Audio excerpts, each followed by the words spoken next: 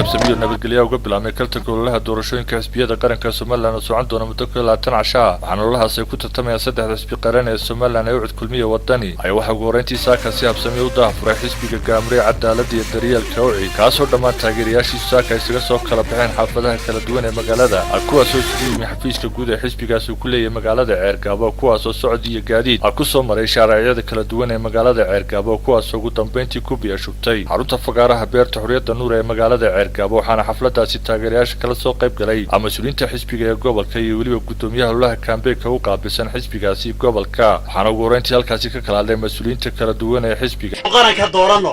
war maanta waxaan oranayaa ruucadaaga Faysal Cali Waraabe warashaxa madaxweyne waa nin ruucadaa qalaanta ka jirta gobolka Soomaaliland wayna wada ognahay war qofka kaliya ee hawsha iyo mishanka iyo dhalinyarada iyo shaqadooda gali karaya waa ruucada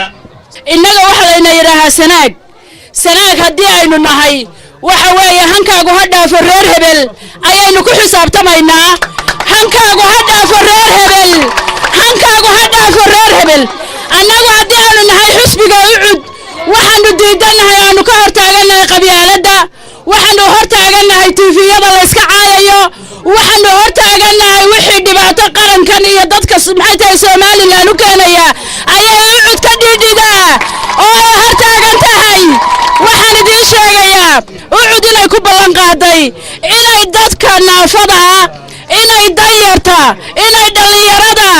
inay kaabo culus u sameynayso dhaqaale cusub wankii helay waxaynu leenahay oo anigdoodina wanka noqonay tii labaad kana wanka noqonay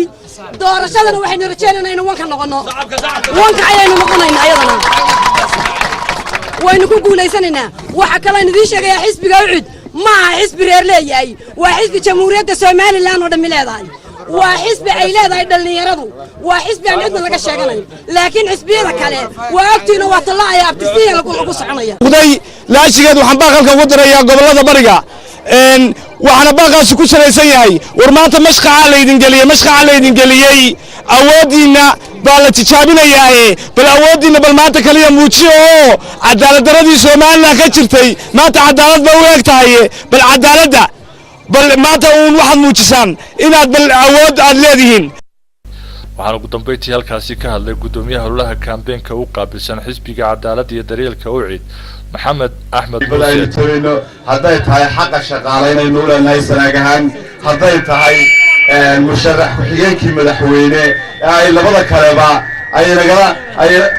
wadci waayeen oo isagu lagula dhacay oo yiri waa dadku Soomaaliland ma kala go'ayso gobolada barina ka mid bay yihiin xisbiga go'aanka qaatay ee diiday mowqifkii ay labada kala qaateen waa xisbiga Cadaaladda iyo Daryeelka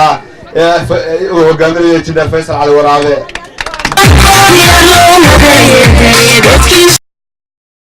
Ali Adan Daahir telefishinka caalamiga Home Cable TV magaalada Ceergaabo